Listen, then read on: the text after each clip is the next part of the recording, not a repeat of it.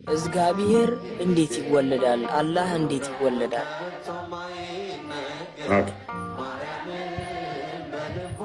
ይችን ጥያቄ እንዴት? መልስልኝና በሰላም ልደር። መልካም። እንዴት የሚለው ጥያቄ ለአምላክ መስፈርት ልታበጅ ትችላለህ? ማለት እንዴት የሚለው ራሱ አምላክን እኛ መስፈርት አንሰራለትማ። መልካም። መወለድ የሚለው ምንድን ነው? እሱ ኮንሰፕቱስ ምንድን ነው? መወለድ የሚለው መወለድ ማለት እንደ አዲስ መጀመር ነው። እንደዛ ነው የጠየቀኝ። እንዴት ተወለደ? ወደ ምድር እንዴት መጣ ፈጣሪ? መልካም። እንዴ ወደ ምድር መጣ ከሆነ አንድ ጥያቄ ነው። ግን እንደኛ መወለድ ሜር ላይ ያልነበረ መምጣት ከሆነ ለፈጣሪ እንደዛ አይነገርም። ያልነበረ ተወልዶ ፈጣሪ የሚደረግ አምላክ አይኖርም። ጅማሪ ስላለው ማለት ነው። ግልጽ ነው። ጅማሪ የሚኖረው ፈጣሪ የለም። እሱ የሁሉ አስጀማሪ እንጂ ጀማሪ ስለማይሆን ማለት ነው። የሆነ ሰዓት የሚጀምር ፈጣሪ ስለሌለ፣ ስለዚህ ፈጣሪ እንዴት ወደ ምድር መጣ የሚለው ጥያቄ ግን ጥሩ ነው። እኛ ምን እናምናለን መሰለ? እንደ መጽሐፍ ቅዱስ አይ ቲንክ አንደኛ ዮሐንስ ላይ ዮሐንስ በመልእክቱ በአንደኛ መልእክቱ ምዕራፍ 4 ቁጥር 8 ምዕራፍ 4 በአንደኛ መልእክቱ ቁጥር 16 እግዚአብሔር ፍቅር ነው፣ ፍቅር የሌለው እግዚአብሔርን አያውቅም ይላል። እግዚአብሔር ፍቅር ነው። ፍቅር ከሆነ ደግሞ ፍቅር ማይስበው የለም። እግዚአብሔር እንዴት ወደ ምድር መጣ የሚለው በራሱ ጥያቄው ለእኛ አይሰራም። ሀሩን የእኛ አምላክ እንደው ከአርሽ በላይ እንደናንተ እላይ ቁጭ ያለ ወይንም ደግሞ እላይ የቆመ ብቻ ከአርሽ በላይ ያለ እንደዚህ አሁን በሁሉ ያልሞላ አይደለም። የኛ በሁሉ የሞላ ነው ሲል በሁሉ የሞላ ያለ ነው። ታዲያ እንዴት በስጋ ተገለጠ? እንዴት ተወለደስ ተባለ ከሆነ ጥያቄው መጣ የሚል ሊነገር ይችላል። እርግጥ መጣ የሚል ሊነገር ይችላል። መጣ የሚለው የሚነገረው ግን ከኛ አንጻር ነው። ለእኛ ራሱን ሪቪል ሲያደርግ ሲገለጥ ማይታየው ያ በመለኮት ብቻ የሚኖረው ያ መንፈስ ብቻ የነበረው አምላክ መንፈስ ነው። አልመጣም ማለት ነው። አዳምጥ። ለእኛ ሲነገር መጣ ተብሎ ይነገራል አልኩ። አዳምጥ። መንፈስ ነው። ያ መንፈስ የሆነው አካል ዮሐንስ ወንጌል ምዕራፍ 4 ላይ ቁጥር 24 እንደሚናገረው እግዚአብሔር መንፈስ ነው ይላል። እግዚአብሔር መንፈስ ከሆነ እሱ በሁሉ የሞላ ነው። እሱ በሁሉ የሞላ በሁሉ ያለ ከሆነ አልመጣም የሚለው ሎጂክ አይሰራም ማለት ነው። በሁሉ አለና፣ ነገር ግን መጣ ተብሎ ሲነገር ከምንድን ነው? ከተገለጠው አንጻር ነው። መገለጡ መጣ ተብሎ ይነገራል። ዮሐንስ ወንጌል ምዕራፍ 13 ላይ ምዕራፍ 3 ቁጥር 13 ላይ በሰማይም በምድርም ያለ ያ የሰው ልጅ ብሎ ይገልጸዋል። ክርስቶስ ራሱ ስለራሱ ሲናገር ማለት ነው። ዮሐንስ ወንጌል ምዕራፍ 6 ላይ ደግሞ ከቁጥር 48 ጀምረህ አንብበው፣ ከቁጥር 48 እስከ 60 ምናምን ድረስ አንብበው። ከሰማይ የወረደ ራሱ እንደሆነ እንዲሁም የሕይወት እንጀራ እንደሆነ የሕይወት ምግብ እንደሆነ እሱን እንደዛ እያለ ያብራራዋል። ሰማይ የወረደው እሱ እንደሆነ ማለት ነው። ተወለደ ሲባል ምንድን ነው? እሱ ተገለጠ ሲባል ምንድን ነው ስንል እንዴት መጣስ ተብሎ ለአምላክ ይነገራል ሲባል ክርስቶስ ኢየሱስ አስቀድሞ የነበረ ሁሉን የፈጠረ ኤፌሶን ምዕራፍ 2 ላይ እንደሚናገረው እንዲሁም ደግሞ ኤፌሶን ምዕራፍ 2 ቁጥር 10 ላይ ሁሉ በእርሱ ሆኑ ሁሉን የፈጠረ ሁሉን ያስገኘው እርሱ ዮሐንስ ወንጌል ምዕራፍ 1 ላይ በመጀመሪያ ቃል የነበረው ያ ቃልም ደግሞ በእግዚአብሔር ዘንድ የነበረው ያ ቃልም ደግሞ እግዚአብሔር የነበረው ቁጥር 3 ላይ ሁሉ በእርሱ የሆነ በቃል ያ ቃል ምንድነው? እሱ አካላዊ ነው። ድርው ቃል ሳይሆን አካላዊ ነው። ሁሉን ያስገኘ ሁሉን የፈጠረ ሁሉን ካለመኖር ወደ መኖር ያመጣው ያ ቃል በእግዚአብሔር ዘንድ የነበረው ያ ቃል ሎጎስ ምን ሆነ? ሁሉን ከፈጠረ ሁሉን ካስገኘ በኋላ በዓለም ነበረ ይለዋል ቁጥር 10 ላይ። ያ ቃል በዓለም ነበረ ወደ ገዛ ወገኖቹ መጣ ይላል ቁጥር 11 እና 10 ላይ። ክርስቲያን ሜቢ ፎሎ ማድረግ ትችላለህ ከፍተህ ቁጥር 11 እና 10 ወደ ገዛ ወገኖቹ መጣ ለተቀበሉት የእግዚአብሔር ልጆች የሆኑ ዘንድ ስልጣንን ሰጣቸው ይላል ቁጥር 13 ድረስ። ቁጥር 14 ላይ ግን ቃልም ስጋ ሆነ ጸጋና እውነትም ተሞልቶ በእኛ አደረ ይላል። በመጀመሪያ ቃል ነበረ ሎክ በመጀመሪያ ቃል ነበር። ያ ቃል ደግሞ በእግዚአብሔር ዘንድ ነበር። ያ ቃል ደግሞ እግዚአብሔር ነበር። ያ ቃል ደግሞ ሁሉን የፈጠረ ሁሉን ያስገኘ ነበር። ሁሉን የፈጠረ ሁሉን ያስገኘው ያ ቃል አካላዊ ቃል ነው። አምላካችን ልብ በል ሃሩን፣ አምላካችን ቃል አለው። እንደኔና እናንተ ድምፀት የሆነ ሳይሆን ቃል አለው። ቃሉ ደግሞ ሁሉም የሚፈጥር ሁሉም የሚያስገኝ ነው። ቁጥር 3 ላይ እንደሚናገረው ሁሉ በእርሱ ሆነ፣ ከሆነውም አንዳች እንኳ ያለ እርሱ አልሆነም። ያለማ ያለ ቃል። ቁጥር 1 ላይ እንደምትመለከተው በመጀመሪያ ቃል ነበር፣ ቃልም በእግዚአብሔር ዘንድ ነበር፣ ቃልም እግዚአብሔር ነበር ስለሚል ይህ ቃል ደግሞ ሁሉን የፈጠረ ሁሉን ያስገኘው የት ነበር የሚኖረው? ጥያቄ ከሆነ ቁጥር 10 ላይ አድርግለት። በዓለም ነበረ። ያ በዓለም የነበረው ዓለም ያላወቀው በስጋ ይገለጣል ማለት ነው። ቃል ይሄ በዓለም ያለው በዓለም ነበረ፣ ዓለሙም በእርሱ ምን ሆነ? ዓለሙ ራሱ በማን የሆነው? በእርሱ በቃል በእርሱ የሆነው ዓለም አላወቀውም ነበር። ከዛስ ምን ሆነ? የእርሱ ወደ ሆኑት መጣ፣ የገዛ ወገኖቹ እንኳን አላወቁትም፣ አልተቀበሉትም። ለተቀበሉት ግን የእግዚአብሔር ልጆች ሲሆኑ ዘንድ ስልጣንን ሰጣቸው። ቁጥር 14 ላይ አድርገው። ይህ ቃል ከዛ ምን ሆነ? እንዴት መጣ? እንዴት ተገለጠ? ቃልም ስጋ ሆነ፣ ጸጋና እውነትን ተሞልቶ በእኛ ምን አለ? አደረ። አንድ ልጅም ከአባቱ ዘንድ እንዳለው ክብር የሆነውን ክብሩን አየን። ያ ቃል በእግዚአብሔር ዘንድ የነበረው ቃል በስጋ ተገለጠ። ከቅድስት ድንግል ማርያም ከስጋዋ ስጋ ከደሟ ደም ከነፍሷ ነፍስ ነስቶ በስጋ ተዋህዶ ተገለጠ። ያ ቃል ከመቤታችን ቅድስት ድንግል ማርያም በነሳው ስጋን ተዋህዶ አንደኛ ቆላስይስ ምዕራፍ 1 ቁጥር 9 ክፈትልኝ። የመለኮት ሙላት በስጋው ተገልጦ ታየ፣ ተገለጠ፣ ለሰዎች ተዳሰሰ። ያ ማይታየው ማይነካው ማይዳሰሰው የኔንና ያንተን ስጋ ይዞ በውስጡ የመለኮት ሙላት ሞልቶ ተገለጠ። በእርሱ የመለኮት ሙላት ሁሉ በሰውነቱ ተገልጦ ይኖራል። በእርሱ በክርስቶስ ምን የመለኮት ሙላት በሰውነቱ ተገልጦ ይኖራል። ምን ስለሆነ? ስጋን ከማርያም በነሳው የአብርሃምን ዘር ስለያዘ። ዕብራውያን ምዕራፍ 1 ቁጥር 15 ክፈትልኝ። የአብርሃምን ዘር ያዘ እንጂ የያዘው የማን ዘር አይደለም ይለናል።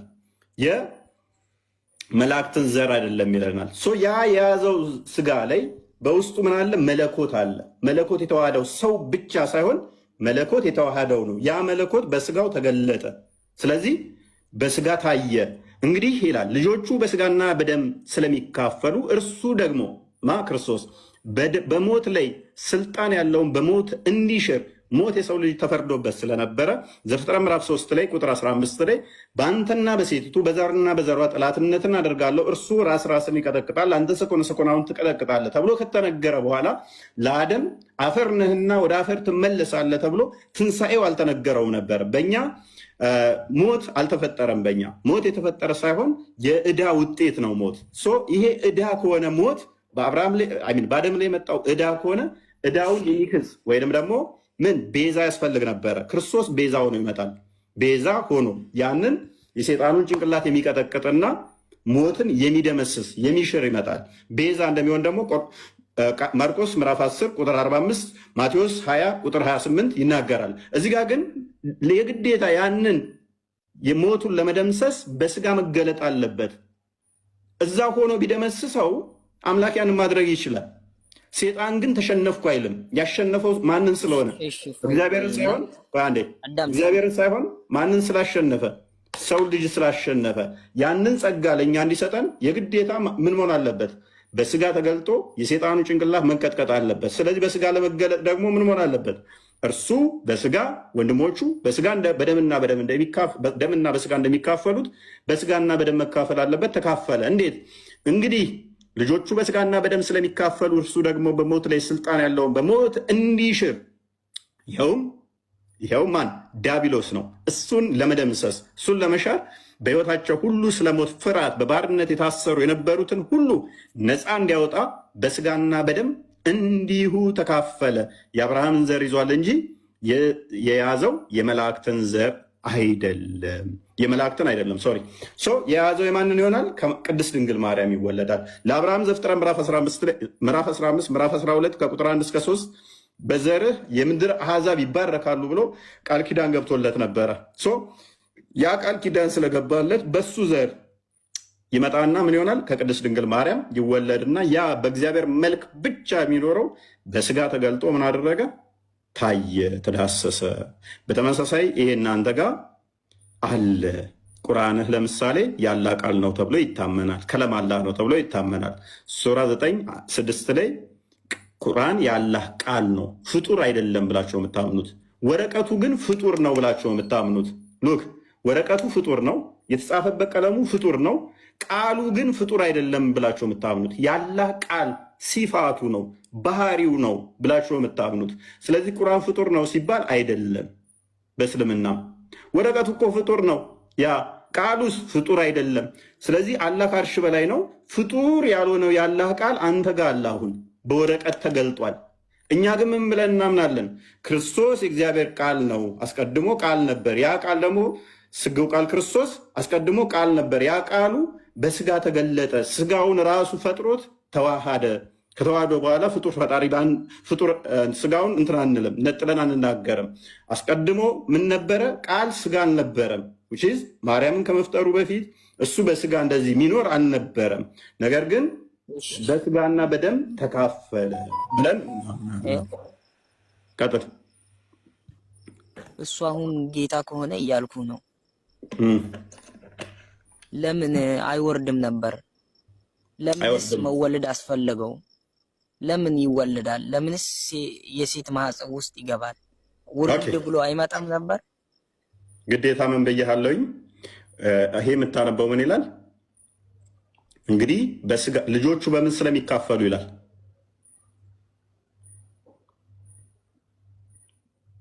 ልጆቹ በምን ስለሚካፈሉ ይላል።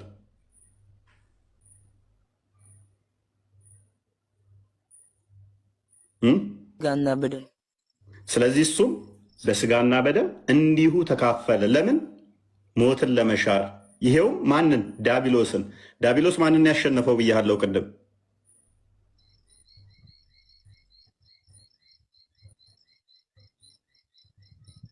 ዲያብሎስ ማንን ያሸነፈው? ካሳ ታውቃለህ? ካሳ ማለት ተመጣጣኝ መሆን አለበት። ወዳለ ወንድማችን ካሳ ተመጣጣኝ መሆን አለበት አይደለ? ስለዚህ ተመጣጣኝ ከሆነ ያጠፉት አዳምና ሔዋን ናቸው። አዳምና ሔዋን አጠፉና ወንድማች በደንብ አስተውል፣ ሞት ተፈረደባቸው። እግዚአብሔር እውነተኛ ፈራጅ ስለሆነ ሞት ፈረደባቸው። ዛፍ የፈለጋችሁትን ብሉ፣ እችን ዛፍ ግን እንዳነኩ አላቸው። እሷን ከበላችሁ ትሞታላችሁ አላቸው። ሴጣን መጣና ዘፍጥረት ምዕራፍ 3 ላይ ውሸቱን ነው እግዚአብሔር ብትበሉ እንደርሱ እንደምትሆኑ ስላወቀ ቀንቶ ነው የከለከላችሁ አላቸው። ሔዋን ወስዳ በላች፣ ባሏንም አበላች። እግዚአብሔር ዝም ቢላቸው አንድ ነገር ይጓደላል። በደንብ አዳምጡ። አንድ ነገር ይጓደላል። ትሞታላችሁ ብሎ እግዚአብሔር ሞት ባያመጣባቸው ኖሮ ምን ይሆናል መሰለ? እግዚአብሔር ውሸተኛ ይሆንና ሴጣን እውነተኛ ይሆናል። ምክንያቱም አትሞቱም ብትበሉ ዘላለማዊ ትሆናላችሁ ስላላቸው ማለት ነው።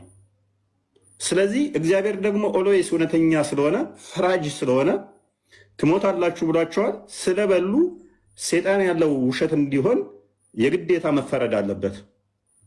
ስለዚህ ፈረደባቸው፣ የሚሞቱ ሆኑ ማለት ነው። ስለዚህ ከገነት ተባረሩ፣ ሞት መጣባቸው። ስለዚህ ዘፍጥረት ምዕራፍ 4 ላይ ስትይ ቁጥር 1 ጀምሮ አዳም ከዛ በኋላ የሚወልደው በገዛ መልኩ ይሆናል ማለት ነው። ስለዚህ የእሱ ልጆች ምን ይሆናሉ? ሟች ይሆናሉ ማለት ነው። ሁላችንም እንሞት እንሆናለን። ነገር ግን ትሞታለህ ተባለ እንጂ ትነሳለህ ተብሎ አልተነገረው። በደንብ አስተውል። ፍርዱ ፈረደበት ትሞታለህ ብሎ፣ ትነሳለህ ግን አላለው። እግዚአብሔር እውነተኛ ፈራጅ ነው። ፍርዱ ግን ፍቅሩን የሻረ መሆን የለበትም። ፍቅሩ ፍርዱን መሻር የለበትም። ፍርዱም ፍቅሩን መሻር የለበትም። እንደ ሰውኛ ሜይ ቢ እቀጣሃለሁ ካልክ በኋላ አሳዝኖ ልጅህን ሳቀጣ ልተወው ትችላለህ፣ እንደ ሰውኛ። እንደ እግዚአብሔር ግን እቀጣሃለሁ ብሎ ቅጣቱን ከተወ እግዚአብሔር ምን ያደርገዋል ማለት ነው? ፍርዱን ማይተገብር ከእግዚአብሔር ቃል ይልቅ የሴጣን ቃል ትክክል የሚሆንበት ይሆናል ማለት ነው። ስለዚህ አደርገዋለሁ ስላለ ማድረግ አለበት፣ ቃሉን ማጠፍ ስለሌለበት። ስለዚህ በመሞታቸው ምክንያት ሴጣን ሐሰተኛ ሆነ፣ እግዚአብሔር እውነተኛ ሆነ። እግዚአብሔር ደግሞ በተመሳሳይ ፍቅር ነው ብለን እናምናለን። ፍቅር ከሆነ ደግሞ ይቅር ማለት አለበት። ትሞታለህ አለው እንጂ ገና ልጅ ሳያጠፋ ለምሳሌ ዋ ትደፋና ዕቃ ወይም ዕቃ ትሰብርና እገርፋለሁ ከዛ ደግሞ አባብልሃለሁ አትለውም። ዋ ዕቃ ትሰብርና እገርፋለሁ ነው የምትለው እንደ አባትነት። ግን ዕቃ ከሰበረ በኋላስ ብርጭቆ ምናምን እንክትክት ቢያደርግ ትገርፈውና ትቆነጥጠውና እገርፋለሁ ስላልክ ሲያለቅስ መልሰህ ልታባብለው ትችላለህ። ገና ሳያጠፋ ግን ታጠፋና እገርፍህና ከዛ ባበላለሁ አትለው። እግዚአብሔርም እንደዛ አላለው። ታጠፋና እቀጣሃለሁ ነው ያለው። ከዛስ አጠፋ፣ ቀጣው። ግን ይቅር ማለት ነበረበት ደግሞ። ይቅርታውን ደግሞ በምን ካሳ ያስፈልጋል፣ ተመጣጣኝ ካሳ ያስፈልጋል። ያንን ካሳ ደግሞ ማንም መካስ አልቻለም። ሰዎች የተመኙት ማንም አዳምና ሔዋን የተመኙት እግዚአብሔርን መሆን ነው። እግዚአብሔርን መሆን ደግሞ አይቻልም። ምክንያቱም ሴጣን እሱ ትሆናላችሁ ስላላቸው ማለት ነው። አንተ ቀጥታ ቤተ መንግስት መግባት አትችልም። አብይ እንኳ ወደ አንተ ግን ቀጥታ መምጣት ይችላል ከፈለገ ወደ አንተ ቤት። ሲምፕል ኤግዛምፕል ማለት ነው። ብድግ ብለህ ቤተ መንግስት ሊድ ብትል ከአንዳንድ ሾታ አልዘበኛው ምን እብድ ነው ብሎ፣ አብይ ግን አንተ ጋር ከፈለገ መምጣት ይችላል። ስለዚህ የሰው ልጅ ቀጥታ እግዚአብሔር መሆን አይችልም። ግን ፍላጎቱና ናፍቆቱ እንደ እግዚአብሔር መሆን ነው። ያንን ናፍቆትና ፍላጎቱን አሳያቸው። ዝቅ አለ ክርስቶስ፣ በስጋ ተገለጠ፣ የነሱን ስጋ ያዘ። ያሸነፋቸው ደግሞ ማን ነው መሰለ? ዲያብሎስ ነው። ዲያብሎስ እግዚአብሔርን አይደለም፣ እግዚአብሔር እንደሚያሸንፈው ያውቃል። ከእግዚአብሔር ጋር ጠብ የለውም፣ አይችልማ። ስለዚህ የሰው ልጅ ስለተሸነፈ በዲያብሎስ ሰው ዲያብሎስን ማሸነፍ አለበት። ያንን ስልጣን ለማግኘት ደግሞ ዲያብሎስን ማን ማሸነፍ አለበት? በስጋ የተገለጠ ሰው ማሸነፍ አለበት። ሰው ብቻ ደግሞ አይችልም ያንን።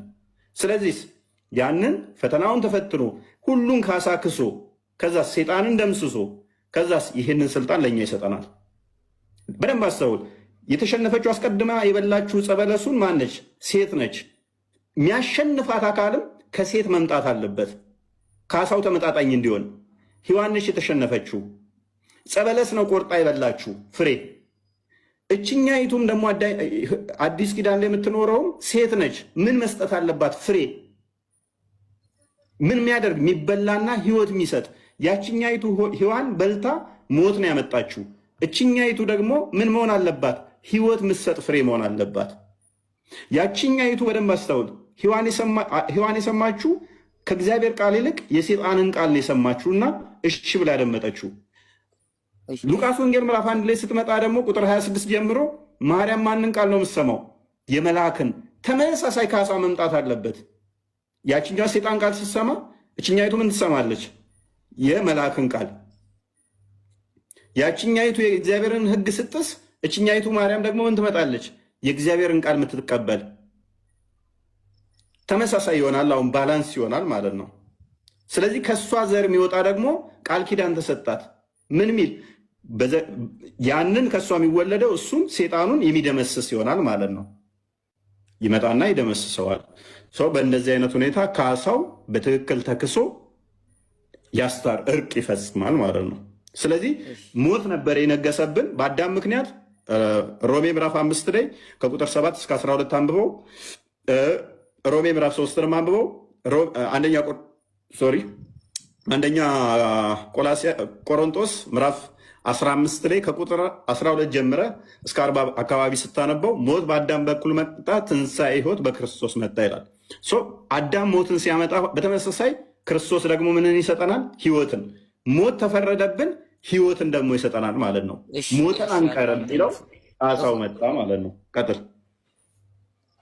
አሁን እግዚአብሔር ማለት ነው የማርያምን ጡት እየጠባ የማርያምን ወተት እየጠጣ ነው ያደገው። ኦኬ። እግዚአብሔር በመለኮቱ የሚበላ የሚጠጣ አይደለም። ክርስቶስ ግን በስጋ የተገለጠ ነው። በስጋ የተገለጠ ስጋው መጣ። ታዲያ እንዴት መጣ? እንዴት መጣውንም ትለኛለህ። እንደ አንድ አዳምጥሽ በደንብ ያለመለስኩልንም አስታወስኩት። በደንብ አዳምጣ። መለኮት የሚበላ የሚጠጣ የሚራብ የሚጠማ የሚተኛ የሚደክም የሚታመም የተቆደበ አካል ያለው የሚተጣጠም እንዲዘረጋ የሚሄድ ምናምን ተብሎ የሚነገርለት አይደለም። በስጋ የተገለጠው ክርስቶስ ግን አዎ እየበላ እየጠጣ ክርስቶስ ራሱ ይላል እኮ የሰው ልጅ እየበላ እየጠጣ መጣ ይላል። የሰው ልጅ እንደመሆኑ እየበላ እየጠጣ መጥቷል። በስጋ የተገለጠው መለኮት ግን የሚበላ የሚጠጣ አይደለም። ቁርአንህ ይበላል ይጠጣል ብለህ አይበላም አይጠጣም። ቁርአን ይቀደዳል አይቀደድም? አዳምጥ። ቁርአን ይቀደዳል አይቀደድም ብለህ ይቀደዳል። ቁርአን ፍጡር ነው ብለህ ፍጡር አይደለም። ቁርአን ፍጡር አይደለም። ፍጡር ያልሆነው ይቀደዳል። ግን በስጋው በወረቀቱ ምን ስለሆነ ፍጡር ስለሆነ ቁርአንህ ማለት ነው። ቁርአንህ ያለ ቃል ነው ብለህ ታምናለህ። ቁርአን ደግሞ ያለ ቃል ከሆነ ፍጡር አይደለም ብለህ ታምናለህ። አይ ቲንክ አቡ ዳውድ 47 37 ባልሳሳት። ኤኒዌይስ እግዚአብሔር እንዴት ይወለዳል? አላህ እንዴት ይወለዳል?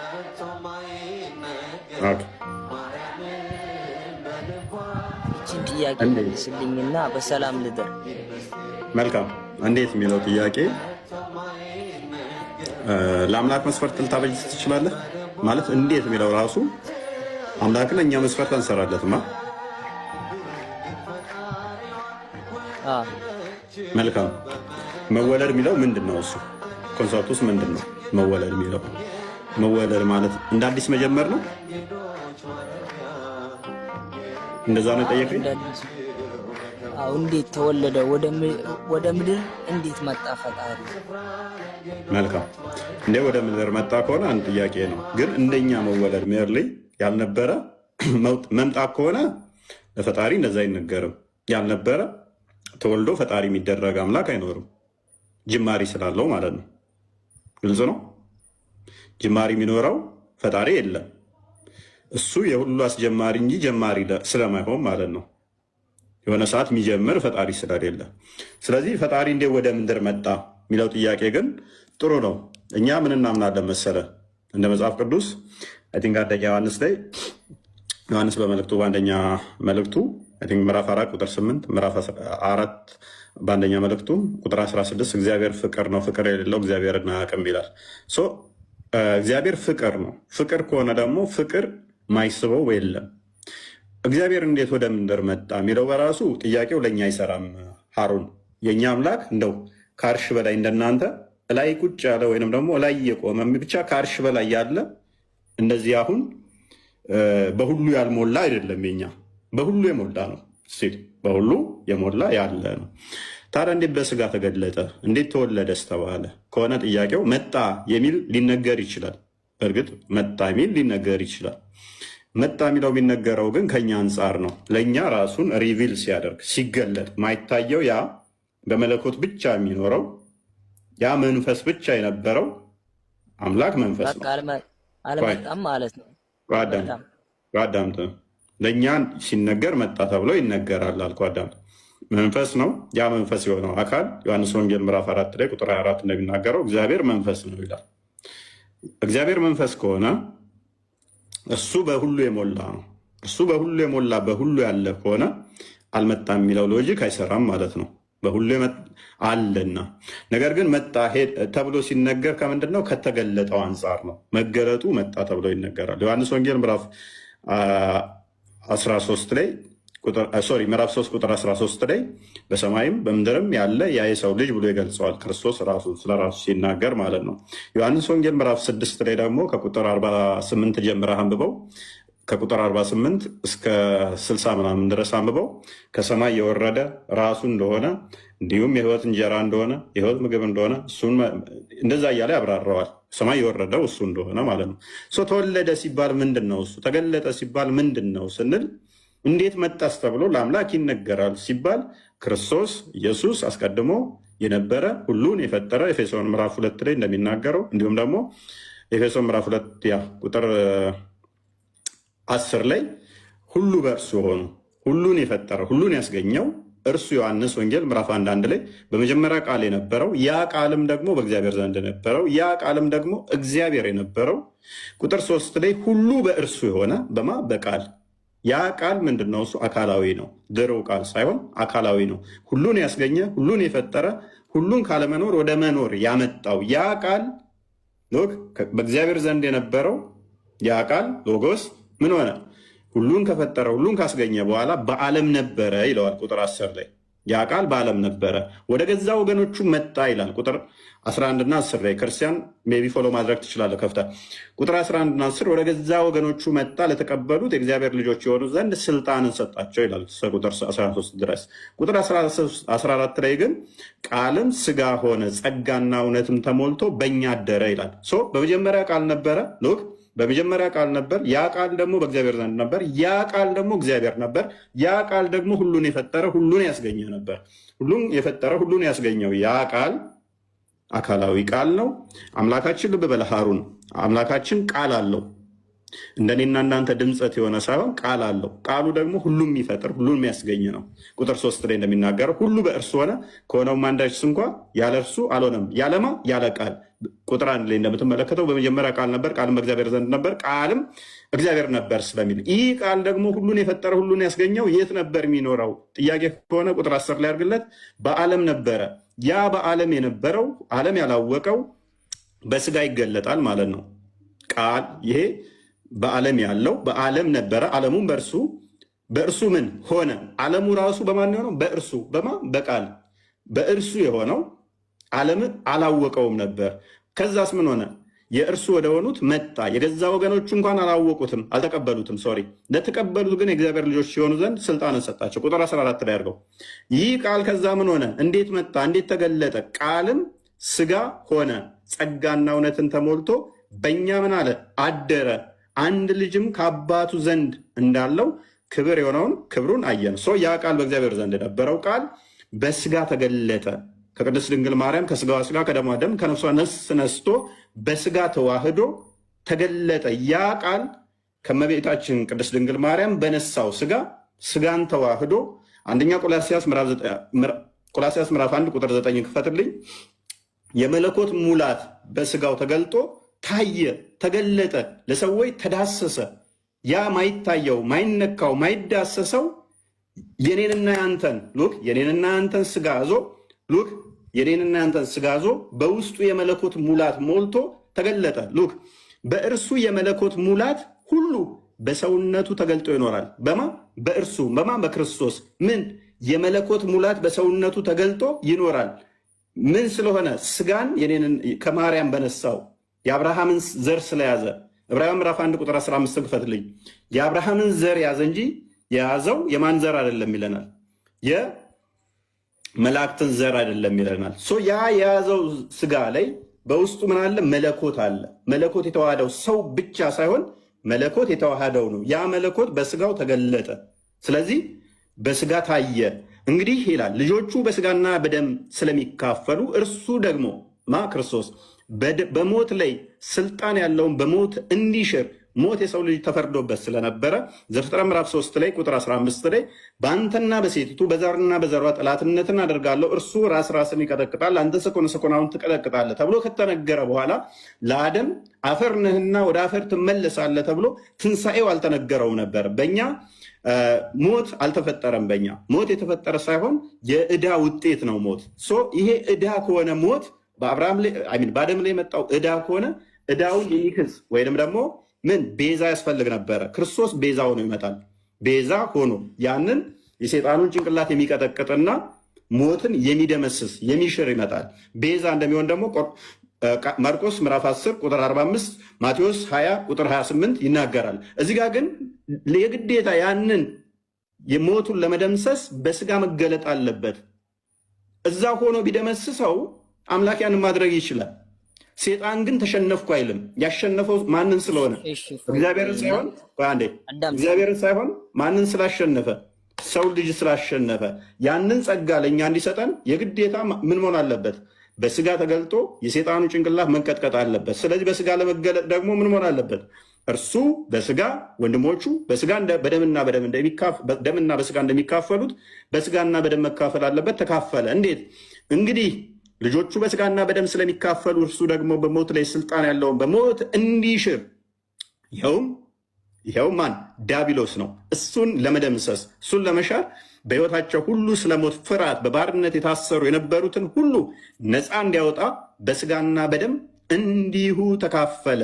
የአብርሃምን ዘር ይዟል እንጂ የያዘው የመላእክትን ዘር አይደለም። የያዘው የማንን ይሆናል? ቅድስት ድንግል ማርያም ይወለዳል። ለአብርሃም ዘፍጥረት ምዕራፍ 15 ምዕራፍ 12 ከቁጥር 1 እስከ 3 በዘርህ የምድር አሕዛብ ይባረካሉ ብሎ ቃል ኪዳን ገብቶለት ነበረ። ያ ቃል ኪዳን ስለገባለት በሱ ዘር ይመጣና ምን ይሆናል? ከቅድስት ድንግል ማርያም ይወለድና ያ በእግዚአብሔር መልክ ብቻ የሚኖረው በስጋ ተገልጦ ምን አደረገ? ታየ፣ ተዳሰሰ።